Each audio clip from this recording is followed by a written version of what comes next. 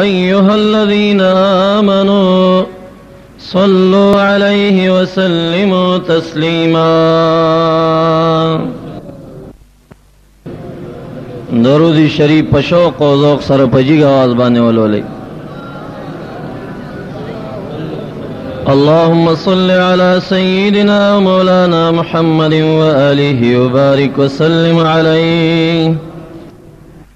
कदा किसत बिचा प्रकारवी बता याद लड़े अहले सुन्नत वल जमात किसत मरकज पुश्ते किसखानी कबाड़ी बाजार से खबर खार द मुजाहिद फैजुल्लाह दुकान. नबी अलैहिस्सलातु वस्सलाम द गज़वात बयान शुरू कीगी. अवलनी हागा गज़ा چې په هغې کې د کافرانو سره مقاتله او د کافرانو سره مخامخ کېدل راغلي دي، هغه د بدر غزا ده. نو نن به انشاءالله د بدر هغه غزا تفصیلا بیانېږي. د هجرت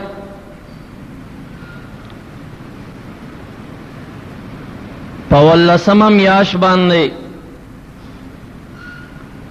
یعنی ربیع الاول کے ہجرت شو. دا کال مکمل اوتا دبل کال دا رمضان پا میاش کے. نو دا ہجرت دا 18 میاش تی پا 18 تاریخ باندے یا پشپاڑسم تاریخ دا بدر غزا جوڑا شوی دا.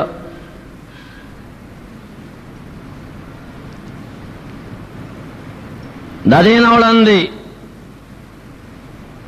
بلکہ دا ہجرت نمخ کے دا مکہ معظمی پا آخری کال باندے دا جہاد فرضیت راغلو. نبی علیہ السلام حضرت حمزہ رضی اللہ تعالیٰ عنہ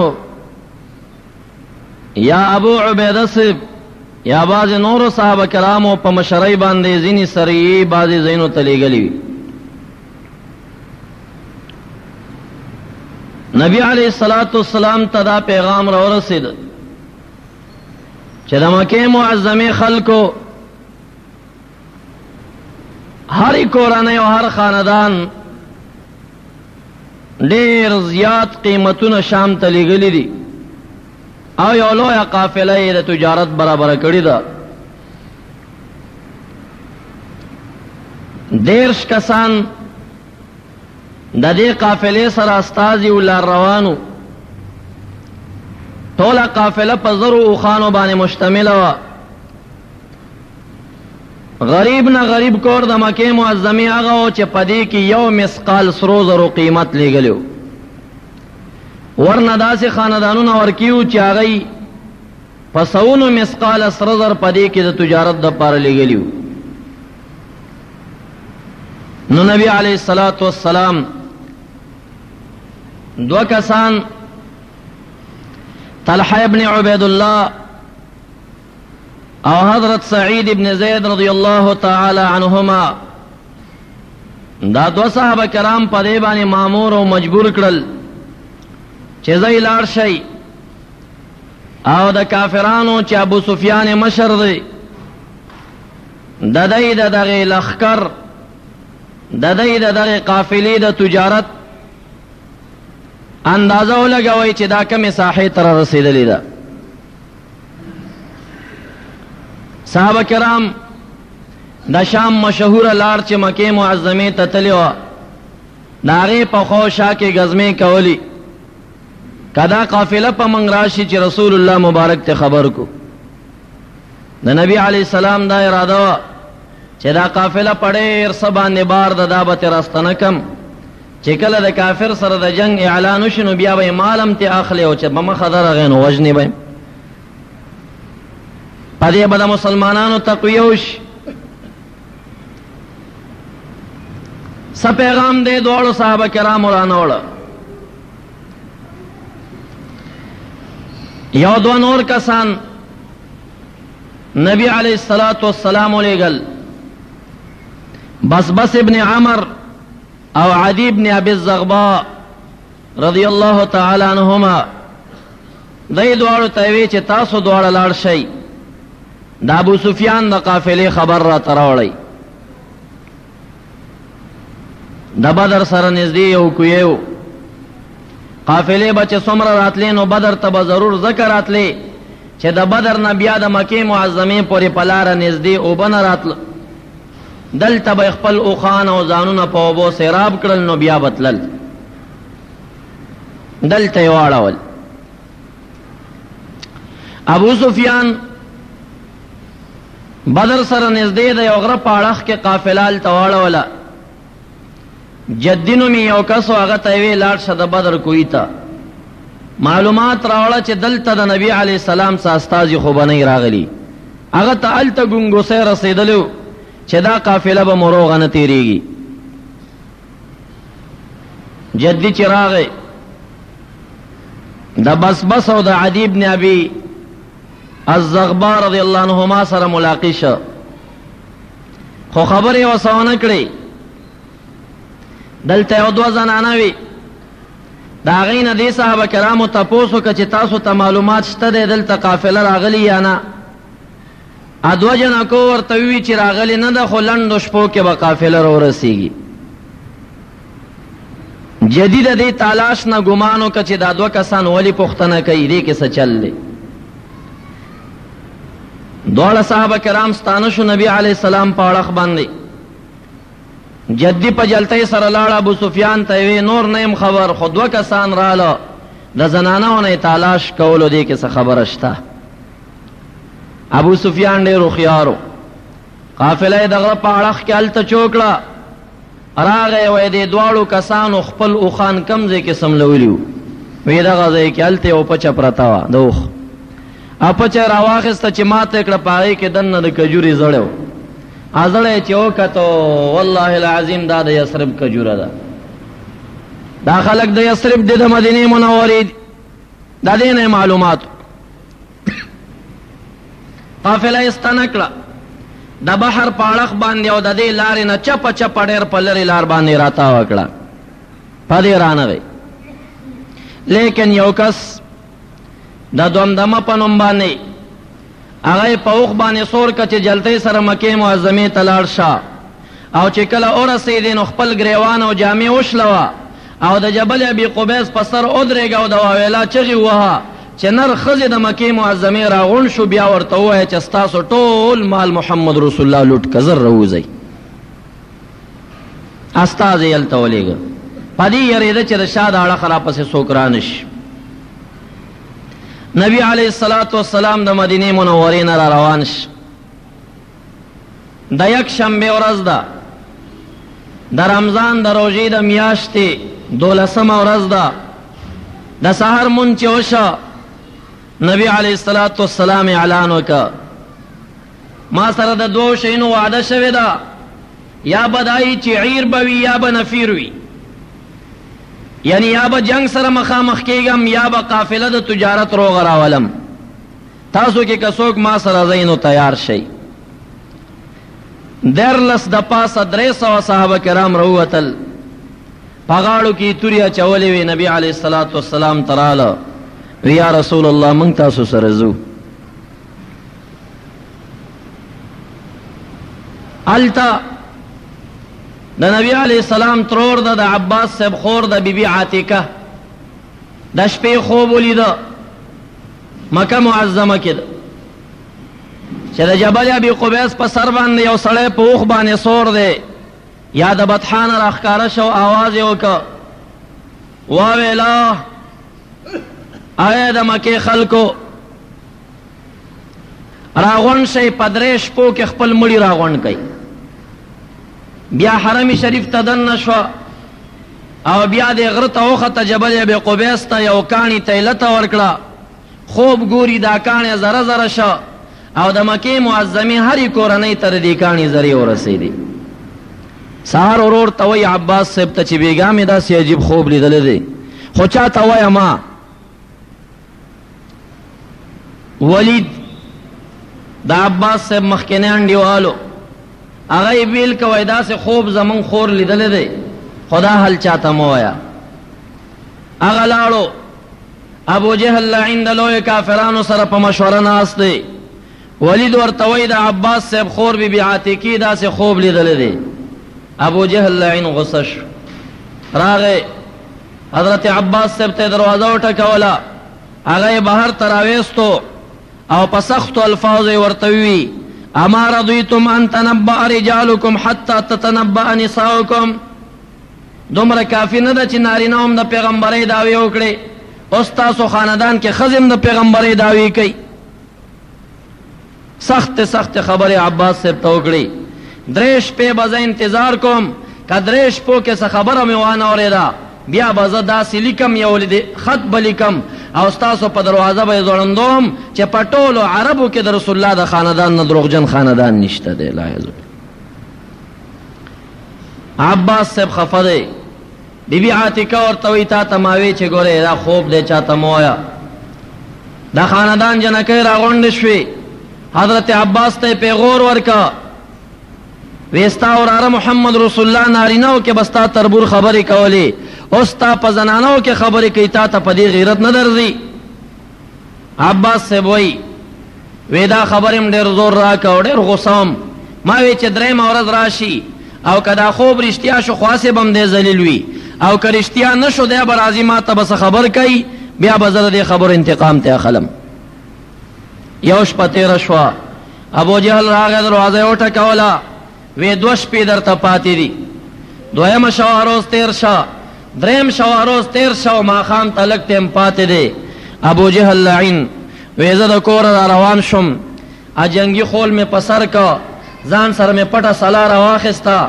ما وی اوس به ابو جهل خوله خلاصوي او زه به په ابو جهل ګزار کوم، زه هسې م غوسه وم، زنانو پیغور را کړی وی چې د حرم شریف په اړخ رالمه ګورم چې د جبل ابي قبیس د اړخ ابو جهل منډې راوی او ورخطا دی. وی ما ورته وی ودرېږه څه قیصه ده خدای دې وشرموه. وی راته وایي ته خبر نه یې دومدمه را رسېدلی دی او زمونږ ټول مال قافله چې کوم هغه محمد رسول الله چور کړی ده. پیغام راغی دومدمه را ورسېده چې خلک راوتي دي او که خپل مال بچ کول غواړئ نو مخې ته روځئ. اعلان یې وکړه یا به را سره جنګ ته ځئ او که څوک جنګ ته نه ځي نو هغوی به د یو د جنگ کوونکي قیمت ورکوي. 900 کسان کافران برابر شو. عتبه او شیبه راغله، دا دواړه اگر که کافرانو خو لیکن ډېر متشدد نه و. ابو جهل ته وایي موږ ته داسې پیغام راغلی چې ابو سفیان قافله چپه لېږلې ده او چې هر کله قافله ستنه شوې ده نو مه ځه جنګ ته. عقبه ابن ابي معيط یو چادري و برقه پیدا کړه او دی ابو جهل لعین د رنجو کڅوړه پیدا کړه. عتبه ته یې راوړه، عقبه ابن ابي معيط ورته وایي ها دا چادري واغونده ته خو ښځی. ابو جهل ورته دا کڅوړه ورکړه، وی سترګې دې تورې که تاسې م ښځی دلته خپلې سترګې توروه. عتبه په دې کې غصه شو، ورته وایي د بدر میدان کې به زما او ستا پته لګېږي. په غصه را روان شو. شیبه ورور یې هم را روان که، ولید یې وراره و هغه هم را روان که او را یې واستو یا یې زوی و. عتبه ورته وایي په لاره کې د سراقه په کلي موږ تېرېږو د هغه سره زمونږ دشمني تېره شوې ده، د هغې به څه چل کېږي. ابلیس لعین د هغې کلي د مشر په شکل چې سراقه و ښه غټه ږیره یې پرېښې ده، د هغې د مشر په شکل راغی. وی ولې لانجه کېږئ؟ وی ستاسو نه یریږو، اوس که بدر ته ځو لاره مو په تاسې ده، تاسو نه یره لرو چې د زاړه مړي انتقام رانه وانخلئ. وی راځئ زه ستاسو د هغې قوم مشر یم، زما په کلي کې به تاسو ته څوک غږ هم نه کوي. د لاس نه یې ابو جهل لعین ونیو ځان سره یې روان که. دا لعین تر هغه ځای روانو خی د بدر میدان ته ورسول او چې کله جبریل علیه السلام سره د فرشتو راکوز شو نو ده خو ولیده که نه، ده چې دا حل ولیده و انی ارا ما لا ترونه. قرآن لسمه سفاره کې د دې وضاحت کوي وَإِذْ زَيَّنَ لَهُمُ الشَّيْطَانُ أَعْمَالَهُمْ.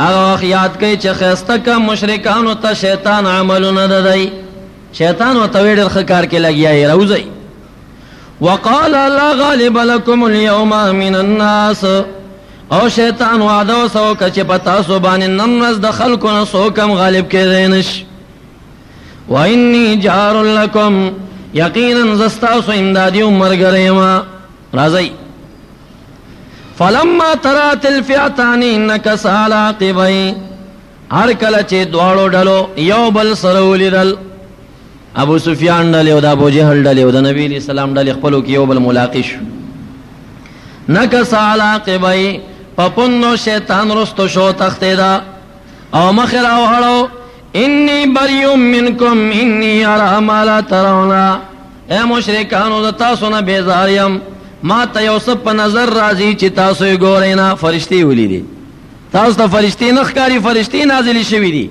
ایسه سراقه چې د کافر په شکل ورته راغلی ابلیس ته لاړ او دې دومره لرې وتښتېده حتی که چې ساحل د بحر ته ورسېده او چې بحر ته ورسېده رستو یو کس ایمان راوړی دی وی زه د بحر په غاړه ولاړم چې سراقه راغی دا لاسونه یې داسې اوږده کړه او چغې ووالې چې خدایه تا چې څه وعده کړې وه همغه دې وکړه نو داسې چغې د خولې نه ختې وی لږ رستو مې چې وکتل بیا نه ښکارېده وی ما وی دا خو سراقه نه دی دا خو څوک پیری دی رستو مې د رسول الله مبارک نه واورېدل چې دا ابلیس لعین د سراقه په شکل دلته راغلی او تښتېده انی اخاف الله وی زه د خدای نه یریږم دی میدان ته راورسول نبی علیه الصلاة والسلام د هغې اړخ را روان دی دواړو استازو ورته خبره داسې وکړه چې داسې یو کس راغی خو غالب ګمان زمونږ دا و چې دا د ابو سفیان د ډلې د لښکر څوک و نبی علیه السلام ته دا پیغام ورسېده چې قافله ستنه شوې ده خو یو ځل به بدر ته حاضري کوو صحابه کرام ورسره دي روان دي یو مقام ته ورسېدل پاره کې یو باندې چې دی اوخه د مخ لاس نه نیولې ده پړې لاس کې نیولې ده اوخه را روانه ده دی ورته وایي قافله چرته ده وی د چا قافله وی د ابو سفیان وی تاسو څوک یې وی موږ د محمد رسول الله صلی الله علیه وسلم مرګري یو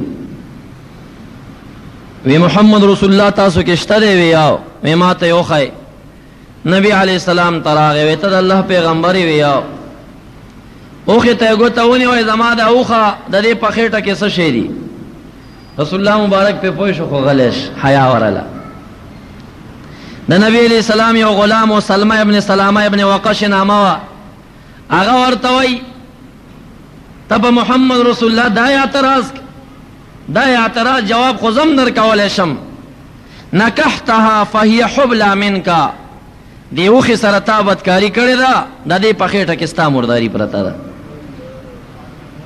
دی وی صحابه کرام پس نه پوي انبیا پس نه پوي رسول الله مبارک ته حیا ولا لګي ونه کړ خود رسول الله یو غلام جواب ورکوي ویتا او ثبتکاری کړی دا غې نه سپراته نبی علیہ السلام پر خفش صحابي مبارک ته وی افحشت الرجل ډېر بد کنزل ورته وکړه د صحابي مبارک نه مخ واړوي نه ما چورته جواب نه ورکو تا ولي ورکو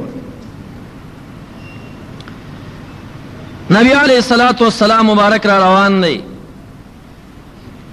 میدان ته چرور سیدل تاسو یو کا کافران کم زیدي پیغام اور تراغه چې د غونډې پاغه اړه کړي خو رسول الله مبارک پداس یو میدان واړول چې هغه او چکلکا مټینه خټاوه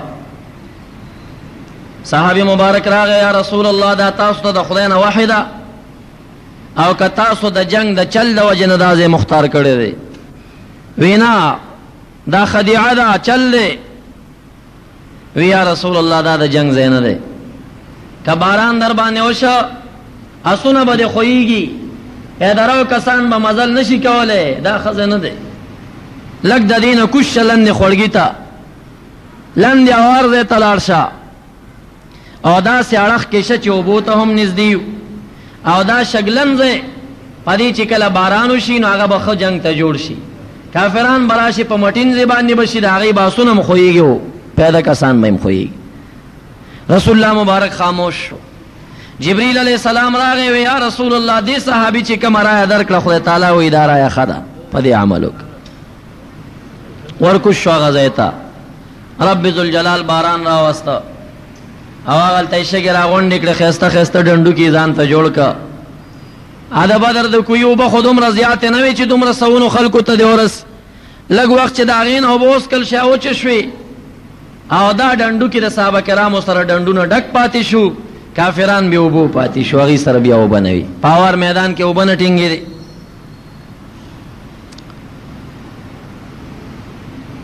نبی علیہ الصلوۃ والسلام چې د کافرانو لخر ولید صحابه کرامو سره مخکنه د مدینه منوره دا فیصله کړو چې تاسو باندې چا حمله کول او پمای کول زمانہ به دفاع کوي. اوس خو رسول الله مبارک بهر ته استلی دي نو نبی علیہ السلام تقریر شروع کا. په تقریر کې صحابه کرامو ته دا خبره وکړي د جهاد تلقین ورکا. ابو بکر صدیق سے پاسه دا یا رسول الله من ستا په هر حالت کې اطاعت کو او چې تاسو وړاندې کېږئ موږ به وړاندې کېږو. رسول الله مبارک هغه ته سم ونه وی الله دې خیر درکې کېنه. د نبی علیہ السلام دا مقصدو چې ته خو مهاجرې ته خو باسم زما سره ملاتړ کې زمنګ د کلی زما مقصد د مدینه منوره په خلکو کې دی. بیا اعلان وکړه د جنگ تلقین ورکا. عمر فاروق سے پاسه دی یا رسول الله من هر وخت کې ستانه مخ کې رستو قربانی ته تیار یو وی الله دې خیر درکې کېنه. پدریم आवाज سره حضرت علی رضی الله تعالی عنہ आवाज ورکا. رسول الله مبارک بیا هغه تم وای کېنا. پس الورم ځل باندې حضرت مقداد ابن الاسود رضی الله تعالی عنہ اگر پورته شو د انصارانو یو نوجوان الکو یا رسول الله صلی الله علیه وسلم من د موسی علیہ السلام امتیان نو چا کلا ورتوی چې ما سره لاړ شي زما جنگ دی قومیان ورتوی فذهب انت وربك فقاتلا انا ها هنا قاعدون تو رب دلار شي او جنگيږي من بدل تناسنا من ستاو متيانيو من با نقاتل امامك وخلفك ويمينك وشمالك ستا مختا ستا شاتا ستا خيړه خو ستا چپړخ به من جنگيګو من ستاو متيانيو. صحابه کرام وای رسول الله مبارک دومره خوشحال شو چې منګه مخته او کتل سه سر پړه کېده د خوشالینا.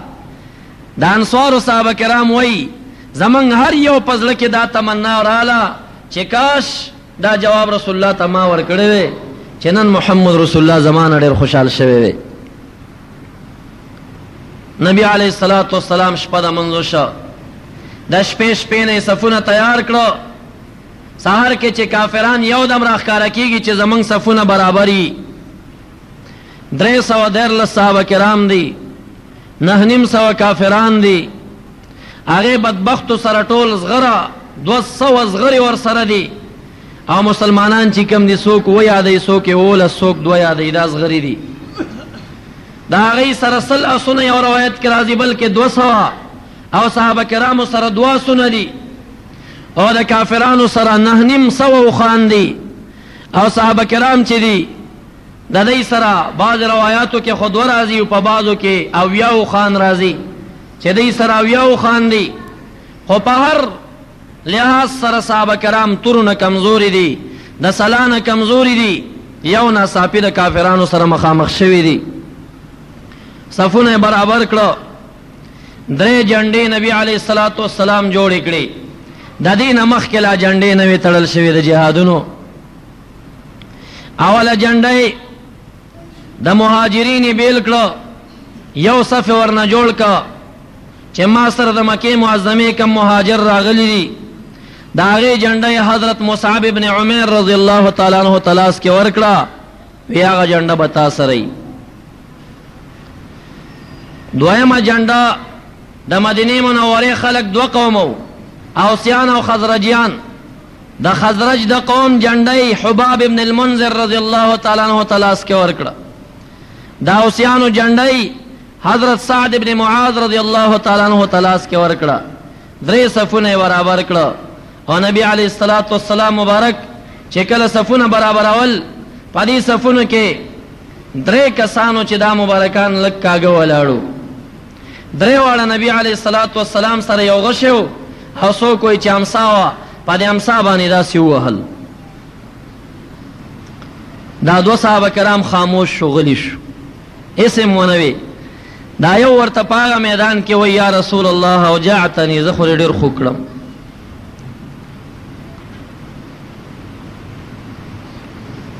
نبی علیہ الصلوۃ والسلام یا صفونه برابرای یا ورته ودرې اوس به مان انتقام اخلي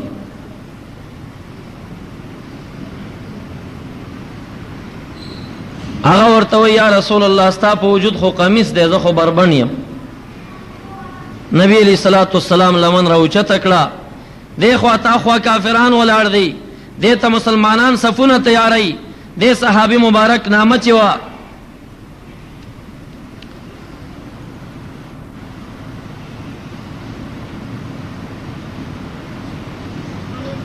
دا صحابي مبارک چې اسود نامه وا سواد ابن زید نامه وا در امنډ کړه د نبی علیہ الصلوۃ والسلام شاته مهر نبوت چې د دواړو غو په منځ کې لګیدلو هغه شونډې کې خو یو خپل کړه رسول الله مبارک ورته وای دا کار دی ولې وکړه یا رسول الله تاسو ته پته ده چې زه په څه حال کې یم اوس لږ مخ کې مرګ را روان دی ما وی چې زما د وجود یو ځل ستا د وجود سره ولګېږي که الله ستا د وجود په برکت ما ته مغفرت نصیب کړي او دا دو صحابه کرام چې حضرت زید او حضرت عکاشہ رضی اللہ تعالی عنہما دې دواړو مبارکانو دا خبر زړه کې وساتله کله چې رسول الله مبارک وفات کیږي او دا غې نه مخکې جمعات تر وته اعلان وکړ چې چا په ما باندې صحق ایمان انتقام واخلي هغه ځای کې حضرت عکاشہ رضی الله عنه راغی یا رسول الله د بدر میدان کې رضا پامسا وهله مثبت انتقام اخلم نو عکاشہ سے وسو کو زید سے به پاغه ځای کې خپل انتقام سره بلکې د نبی علیہ الصلوۃ والسلام هغه مهر نبوت خپل او نبی علیہ السلام دا عکاشہ پشان کې او فرمایل څوک چې جنتی تندی ته ګوري هغه د نن د حضرت عکاشہ تندی ته وګوري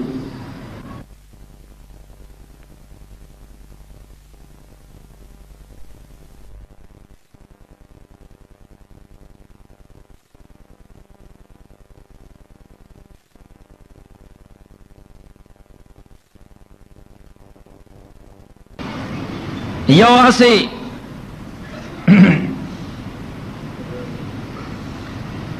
مقداد ابن عمرو الحمدانی تا ورکړه او دویم اسی مرصد ابن ابي مرصد الغنوي رضی الله تعالی عنہ ته نبی علیہ السلام ورکړه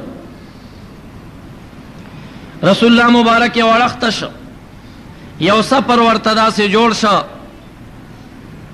په دې سفر کې دنه په مانځ باندې ودرېد د سفر په دروازه کې یو اړخ ته ابوبکر صدیق رضی الله عنه پیرادار شو او په بل اړخ باندې حضرت سعد رضی الله تعالی عنہ پیرادار شو رسول الله مبارک 2 رکعات منځ وکړه پس د هغې نه لاسونه اوږده کړه صدیق اکبر رضی الله عنه فرمایي دومره لاسونه وغځول چې د نبی علیہ السلام د خرګونو سپینوالی ما ولیده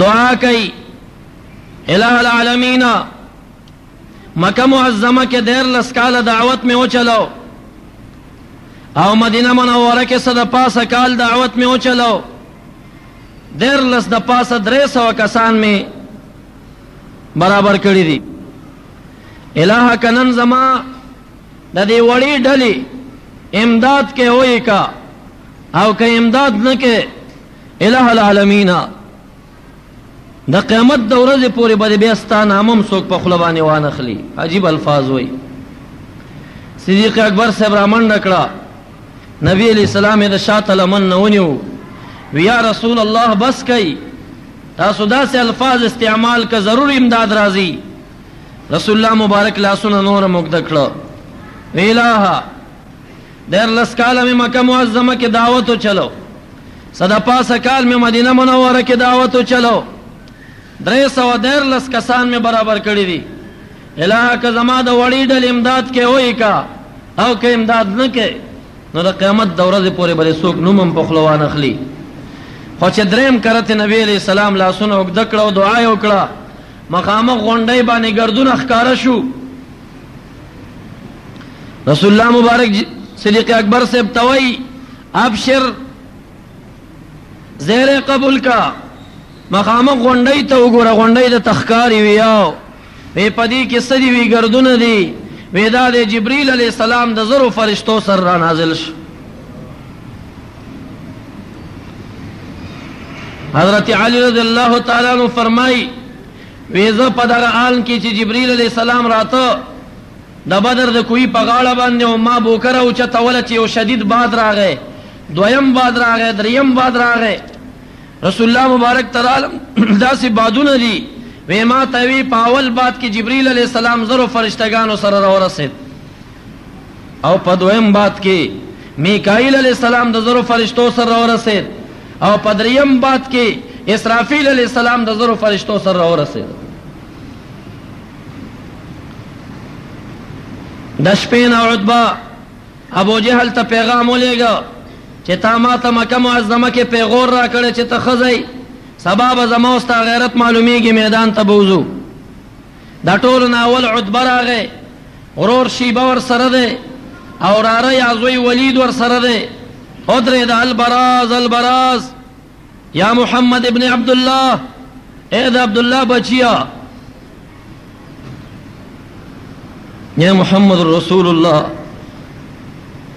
پهلوانۍ ته راغلم، ما ته څوک مقابلې ته راوباسه. د مدینې منورې غیرتمند صحابه کرام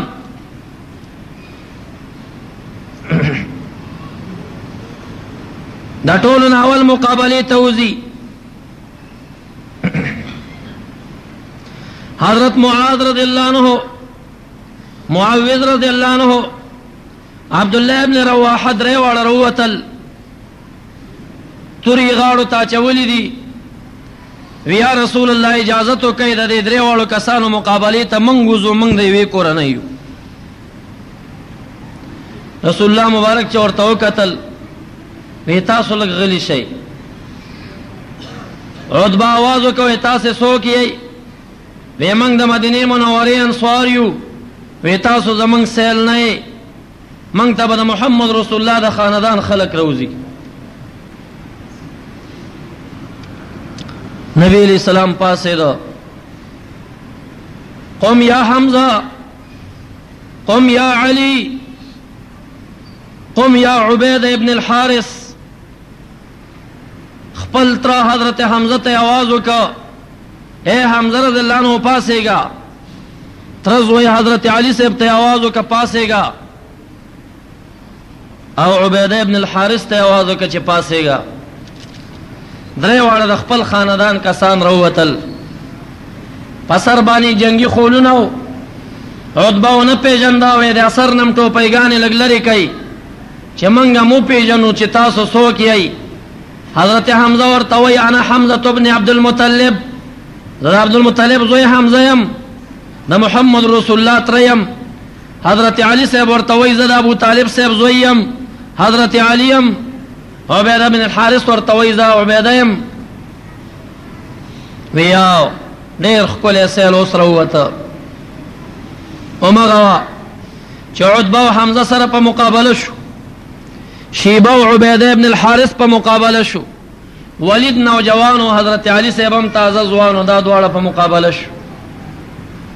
د لږ ساعت جنگ نه وروستو حضرت حمزه په عتبه باندې کامیاب شه، مردار یې که. حضرت علی صاحب په ولید باندې کامیاب شه، مردار یې که. او شیبه چې په عبیده باندې راغی، حضرت عبیده یې په دې پونډۍ باندې ووهه، پونډۍ یې زخمي شوه. حضرت حمزه صاحب او حضرت علی صاحب را فارغ شو، دواړه راله او شیبه یې په شریکه مردار که. درې واړه کسان مردار شو. د دې نه وروسته شدید جنگ شروع کېږي، جنکۍ ورکې تمبل وهي، خپلو مړونو ته پیغورونه ورکوي. جنگ شروع دی، لیکن فرشتگان په امداد کې راغلي دي. ډېر کسان چې د صحابه کرامو سره مخامخ کېږي نو خپل سټې په توره ووال شي، اخوا پرېوځي. حتی کې یو کس رستو بندیانو کې راوسته شوی دی. نبی علیہ السلام आवाज وکړ چې دا چا بندي کړی دی، دی چا تړلی دی؟ ټول صحابه کرام غلي دي. دی راوسته وایي ته چا وتړلی؟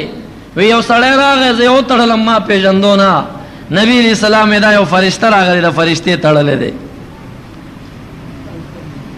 عکاشہ رضی اللہ تعالی عنہ مبارک لاس کی تور ماته شوه. وی یا رسول الله تور را سره نشته دی. نبی علیہ السلام یو د کجوري ډکه ورکه وې دا واخلستا لاس کې به د توري کار کوي. هغه وی ما چې لاس کې ونیوه د شام او د یمن د تورو په شان سټونه به قلمول. دا رسول الله مبارک معجزه وا. جنگ شروع شو. خو صحابه کرام دومره په غیرت راغلیو چې 313 کسانو د فرشتو په امداد باندې 950 کسانو کې 80 کسان مردار کړه. 80 یا ابن امام واقدی وی 50 کسان بندیان ته راوسته او یې تړل او نور کسان په شکست او په تخته باندې لاړ. عبدالرحمن ابن عوف فرمائی وی زه ولاړم ما ته یو دوه ماشومان راله، څوک معاذ او معاوض ابن عفرا یادوي او بعض تاریخونه وایي چې نه معاذ او معاوض په دې وخت کې د غټ عمر خاوندان دي. دا دوه نور ماشومانو راته وایي عبدالرحمن ابو جهل کم یو دی؟ وی ما ورته وی چې په ابو جهل څه کې؟ وی موږ ته مور ویلی دي چې ابو جهل یو سړی دی او مکه معظمه کې محمد رسول الله ته ډېر کنزل کړي. زه لاړ شئ یا ځانونه قربان کوي یا ابو جهل مردار کوي. موږ راغلي یو موږ ابو جهل نه پرېږدو. هغه ورته وایي ماشومان یې ځئ هغه سره پیرداران دي. وی موږ تر هغې نه ځو تر څو چې خپله یا شهیدان نه وي یا مو ابو جهل مردار کړی نه وي. وی ما ورته په اشاره وښوده چې پاس سور دی دقه ابو جهل دی. عبدالرحمن ابن عوف فرمایي زه بل اړخ ته لاړم چې مخ مې راواړو چې کتل مې واړه ماشومان د بازانو په شکل حمله ویوړه او ابو جهل لعین باندې ګزارونه وکړ چې ما کتل ابو جهل لاندې داس نه راګزار شي. اکرمه ابن ابي جهل راغی په دې یو ماشوم یې ګزار وکړه. د ماشوم مټو لګېد هډوکی مات شه پوټکی پاتې شه. د قدم د لندې کې خو د رایخ کلاس لرې وغورځو او په چپ لاس باندې بیا د هغې مقابله یې شروع کړه. خو بالاخره کافرانو تښتېدل او یا کسان پکې مردار شل. 50 یا 80 بندیانو نیول شو. امیه ابن خلف د هغه لعینو چې کم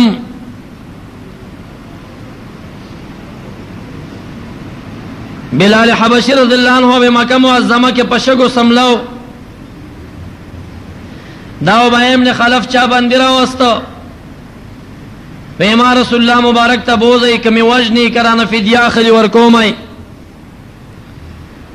جنگ ختم شوی دی. بلال حبشی صاحب لګیا دی صحابه کرامو ته وړاغېږي خدمت کوي چې سر را پورته که ګوري امیه ابن خلف روان دی. یو دم لاسونه په وړو ککړ دي وړی په ځای باندې پرېښود او رامنډه یې کړه. وی دا امیه ابن خلف عدو الله د خدای دشمن لا نجوت ان نجا. که امیه ابن خلف در نخلاص شو ګوره بلال کامیابیږي نه مه یې پرېږدئ. څوک عاصم صاحب یادوي، څوک بل صحابي راځي ورسېده او سیملو بلال حبشي ورته په دې سینه باندې کېناسته او بل صحابي راغی په دې خېټه کې ورته توره وردن نه کړه او د ملا هغه تیرې چغا وکړه اواز یې وکړه مردار یې کړه. او څوک وایي چې ژوندی رسول الله مبارک ته راوسته. رستو نبی علیہ السلام چې بلال صاحب ته وکتل بلال صاحب د غصې نه پرشیږي.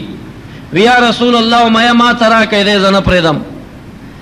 مکه معظمه کې د په ما ډېرې سختۍ تېرې کړي دي. نبی علیہ السلام عاصم صاحب ته وایي امیه مه پرېږده سټ ته پرې کا عاصم ابن کلیب رضی اللہ عنہ راغی داسې امیود راو او سټی تیوه لرې تېنه وغورځو. خو صحابه کرام ډېر په غیرت راغلیو. حضرت سعد صاحب فرمایي وی زما پلارو زرا روانو جنگ ته، وی پلار مې وی چې زه به ځم، ما ورته وی زه به ځم، وی حتی که منګه دواړو خپلو کې پچه واچوله، پچه زما وخته. هغه سعد صاحب مبارک د جنگ میدان کې شهید شو. حارثه ابن سراقه یو بل صحابي دی، پلار وفات شوی دی، د یو کونډې بچی دی، یتیم دی، چې رسول الله مبارک مدینه منوره کې اعلان وکړ چې زه بدر ته ځم، ما سره څوک ځي؟ دی راغی مور ته وایي مور ما ته اجازت وکړه زه محمد رسول الله سره جهاد ته ځم. مور یې په ژړا شوه، ای ما ته ته ډېر ګران یې، اوس ته ما پرېږدي او ما نه روانېږي. هغه ورته په خپو کې سملاسته زارۍ ورته شروع کړې، ډېر زیات عذر یې ورته وکړه چې خیر نن مې پرېږده. مور ور باندې رحم راغی، وی بچیه لاړ شه، خو که ژوندی پاتې وې زر به ما ته راځې، ستا فراق زه نشم برداشت کولی. اتفاقی د بدر نه اوبه راوباسي، صحابه کرامو غشي ویشتل، په خطایي کې د صحابي نه ولګېده، مبارک شهید شو. څوارلس صحابه کرام په بدر کې شهیدان شوي دي، یو پکې دی شهید شو. کله چې صحابه کرام مدینې منورې ته را روان دي، یو کس چې راځي مور یې کونډه ده، د بچي په غم کې بهر ته راوتلې ده، مدینې منورې نه د قبا پورې منډې راوالي دي، هلته ولاړه ده. او چې یو مجاهد راشي ورته وایي زما زوی حارثه ابن سراقه څه شو؟ وی موږ نه دی لیدلی، بل نه تپوس کوي، حتی که پشمار 200 صحابه کرامو نه یې تپوس وکړه. 200م صحابي ورته وایي قد قتل امر شوی دی، وی شهید دی، وی نه شهادت غټه خبر ده، هغه د یو بل مسلمان نه لګېدلی دی. یو دم یې په ژړا لاس پورې وین رسول الله، این رسول الله، محمد رسول الله چرته دی؟ هغه ورته وی دا دی رستو را روان دی. زنانه منډې کړې محمد رسول الله ته ورله، ورته وی رسول الله صلی الله علیه وسلم زر زر راته ووایه که زوی مې شهیدي خو نه ژاړم، او که زوی مې شهید نه وي نو زه به خدای ته وښایم چې په ځان څه نخرې کوم. مقصد یې دا و زه به ګریوان شلوم، زه به ژاړم. رسول الله مبارک غلی دی، ورته وی زنانه ستا څه مطلب دی؟ وی دا راته ووایه زوی مې شهید دی که نه؟ که زوی مې شهید یې ووایه، او که شهید نه یي نو خدای ته به زه وښایم چې په ځان څه کومه. په درېیم کرت باندې چې دا خبره وکړه، رسول الله مبارک ورته وی اے ساده زنانه ستا دا ګمان دی چې یو جنت دی؟ یو جنت نه دی، انها لجنان، جنتونه ډیر دي. وان ابنك لفي جنة الفردوس الاعلى، ستا زوی چې دی دا په جنت فردوس اوچت کې دی، او هغه جنت الفردوس چې د هغې په چت باندې د خدای عرش دی. صحابي مبارک راوي وی وی د دې زنانه غیرت ته حیرانم، وی یا دا اوښکې په دې مخ را روانې وي، خو چې رسول الله مبارک ورته وی چې زوی دې جنت کې دی، وی حقه اوښکې چې په دغه ځای وچې شوې دا اوښکې راونه څڅېدې. وی یا رسول الله بس نور نه ژاړم چې زوی مې په جنت کې دی. نبی علیه الصلاة والسلام زنانه بیا هم په زوی خفه وه، یوه یې خور وه د دې صحابي، د دې لور وه، هغه ډېر زیات ژړل. نبی علیه السلام ورته وی لږې اوبه راوړئ، او داسې وکړه، بیا یې په خوله کې اوبه واچولې، غرغړه یې وکړه، لاس یې په اوبو کې ووهه، بیا یې زنانه ته وی دلته راشه، اوبه یې زنانه ته په دې لور ته خوله کې واچولې، او بیا ورته په سر باندې واچولې. هغه زنانه فرمایي وی یا مې د زوی غم په زړه کې و، یا د محمد رسول الله اوبه چې را باندې توی شوې، زه داسې نه وم خبر چې زما هم کوم زوی چېرته و شهید شوی دی. ډېره زیاته خوشحالي په ما باندې راغله. نبی علیه الصلاة والسلام مبارک واپس را روان شو. عبدالله ابن مسعود رضی الله عنه دې وخت کې نوی ظلمی شوی، په لار کې را روان دی، یا رسول الله زه خو رستو خبر شم، ما ته مو څه غذا ساتلې؟ وی د بدر میدان ته لاړ شه، که چا کې لږه سایې مردارې کا، ته به غازي شي به مردار شي. وی چې لاړم یو کم او یا ټول مردار دی. ابو جهل کې لږه لږه سا خوځېږي. وی چې ورلم د خولې نه دا آواز را وباسي، په دې خفه یم چې د دې کان بچو وژلم، پدې خفایم چې د دیکان بچو وجلم کش کې یو سیل وجلې وي دا بی دینه پدې وخت کې دا غیرت خبرې کوي وې ماته سټ پرې کو خدا خلونه د خلینه رسپی پشان غپار اعلی وې ته وېره د مو بیا ورله مغو پوزې مې ته پرې کړې پټوټه کې مې واچول نبی علی صلوات والسلام ته مې راوړې چې دا د ابو جهل غوګونه پوزې دي حضرت جبرئیل علیہ السلام راغې وی یا رسول الله مکه معظمه کې دی ابو عبد الله ابن مسعود صاحب د سورۃ الرحمن پاڼه په بیت الله وې ځان د کړي وا ابو جهل په سپېړه والے او تاسو خفغان کو د جړل ما غ وخت کې خندلیو زما خندا په دې حال باندې وا چې دا عبد الله ابن مسعود صاحب بغټیږي او دی ابو جهل لعن نه بد هغه سپېړه په مقابله کې غوګونو پوزې پرې کوي او یا کسان یا پنځاوي بنديان راوسته مدینه منورې ته او بیا په مدینه منوره کې چا فیصله وکړه چې دا خوشي کوي چا به وی چې نفیدیت واخلي چا وی قتل کوي عمر فاروق صاحب راغی وی یا رسول الله زما پکې ترور زه راغله ده زب خپل د ترور زوی مرداروما نبی علیہ السلام ته استا پکې تر عباس باندې ده تب خپل تر وجنه ابو بکر صدیق صاحب ته استا پکې زوی عبدالرحمن باندې ده تب خپل زوی وجنه رسول الله مبارک د نور صحابه کرام را یو منلا مشهور صحابه کرام فدیت واخلې مسلمانان غریب دي فدیه شروش ابو بکر صدیق صاحب وی زرا علم رسول الله مبارک مسجد نبوی کې ناس دے جاړي ما ورته یا رسول الله بمتب کې ولی جاړي وی جبرئیل علیہ السلام راغې وی زمنګ استاد په فیصله رب ذوالجلال ډیر خفه ده وی کچرته په مدینه منوره می عذاب را وسته استا وجنه په نه راولم که په مدینه منوره می عذاب را وسته ټول د مدینه خلک به می هلاک کړي یو عمر فاروق به می خلاص کړي وي تاسو ولې دا څه فیصله کړی دا چې فدیه نه واخلې هغه پورې به فدیه نه اخلي حتی یسخن فی الارض تر دې چې پزماکه کې ضرب پرې باسي تاسو بداو داسې سرونه ټیکټ کړیو چې بیا کافران مقابله ته نه راتله فدیه شروع شوه وي هر چانه فدیه خستل کېدی د نبی علی صلوات والسلام تر عباس سے بن رسول الله مبارک د عائشہ بیبی د کوټه په خوا کې یو کوټه وا پدې کې په زولانو تړلو ټول شپه عباس سے بن کی کول رسول الله مبارک پکټ کې وختره وخته بیبی عائشہ ور باندې پوه شو چې رسول الله مبارک پر اتر باندې خفه ده د تر د وجنه پکټ کې خوب نه ورځي سحر ابو بکر صدیق صبر وخت ورته وی بیگا محمد رسول الله خوب نه دی کړي کار څوک دی که کافر دی خود محمد رسول الله تر دی تاسو په زولانو ډېر کلک تړل هغه بیگان کی کول محمد رسول الله بیگا خوب نه دی کړي د تلګه ثاني ور کوي خوشي کوي خیر دی فدیت واخلې خو زولانی ورته لګي اسانه کوي هغه خوشي کا فدیه غختل کیږي عباس صاحب چراغ وي تسره وړي یا رسول الله تاسو ته پته د غریبیم رسول الله مبارک ورته وی چې د کور نه راوته تا خپل بیبي ته وغوټه ورکړه کزه چرته مړ شم پدې بخپل گزاران کې هغه څه شو عباس سے وی والله العظیم چې زما او د بیبي نه بل څوک پدې حال خبر نو دی وی محمد رسول الله پس نه پوي د بیبي زینب خاون د نبی علی صلوات و سلام زمو اغم په بندیانو کې راوسته شه ورته وی فدیه ورکوي زه غریب یم وی مکه معظمه ته خط لګا سره ولېګا مکه معظمه ته خط لګا خپل بیبي د محمد رسول الله لور د بیبي زینب هغه ته خط کې ولیکل چې زه بندیم فدیه غواړي پلار دی ما ته سره ولېګا بیبي زینب په غاړه کې یو هارو هغه هار راولېګا وای ما څه نور سنشتا دا هار محمد رسول الله ته ورکا نو زما خاون پر خوشی کوي نبی علیہ السلام چې د فدیه دا سامانونه تک قتل پدې کې یو هار ولید دا هار راواخسته وي جړل وې دا هار د چا دی وې دا ستالور را لګره د خپل خاون په فدیه کې نبی علیہ السلام ډیر زیاتو جړل چا ورته وی ولې جاړي وې دې هار ما ته بیبي خدیجه رضی الله عنها را یاد کړ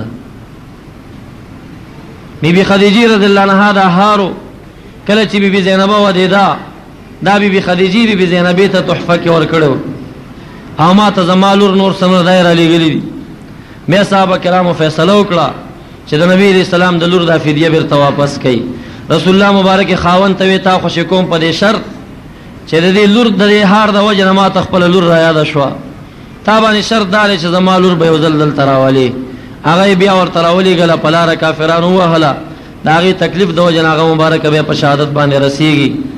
دا دغه بدر مختصر واقعه وا، اول غزا وا. را روانه جمعه کې به ان شاء الله د هجرت دریم کال کې د احد د میدان غزا جوړیږي. پدې کې اویا کافران مردار دي، سوارلس صحابه کرام شهیدان دي. د احد په میدان کې اویا صحابه کرام شهیدان کیږي او سوارلس کافران مرداریږي. تاسو مقایسه برابره. او مسلمانانو غلبه پدې کې ده چې دوی ته 15 یا بنديان راوستیو، کافرانو ته یو بندي هم بولې نو. نه به ان شاء الله روانه جمعه کې بیانېږي د احد واقعه. دا کوم واقعات چې بیانوم دا د دې په خاطر باندې چې نبی علیہ الصلوۃ والسلام ګوره د امت د تعلیم د پاره هغه د میدان جنگ ته حاضری کوي. صحابه کرام قربانی پزان سختۍ تیری. رسول الله مبارک فرمایي د قیامت پورې به جهاد جاری، جهاد ختمېږي نه. نو خپل روزګارونه کې کوي، دا دنیا ختمېدون کې ده. په دې هر څه کې ځان سره سوچ د جهاد ساتي. مالی جانی چندې چې کله درنه غوښتل کېږي جهاد ته بزان تیاروي. نو تاسو نه یو تاسو کوم په شریکه باندې که صحیح جهاد پیدا شي او صحیح قومندانان او صحیح امیران د جهاد پیدا شي نو په شریکه جواب راکې جهاد ته تیار یې که تیار نه یې؟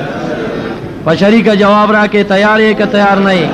د یو څو نارو جواب راکې نعره تکبیر، نعره تکبیر، نعره تکبیر. شان محمد الرسول اللہ، شان صحابہ، شان امام ابو حنیفہ، شان امام ابو حنیفہ. واخر دعوانا الحمد لله رب العالمين. ربنا اغفر لنا ذنوبنا وكفر عنا سيئاتنا وتوفنا مع الابرار.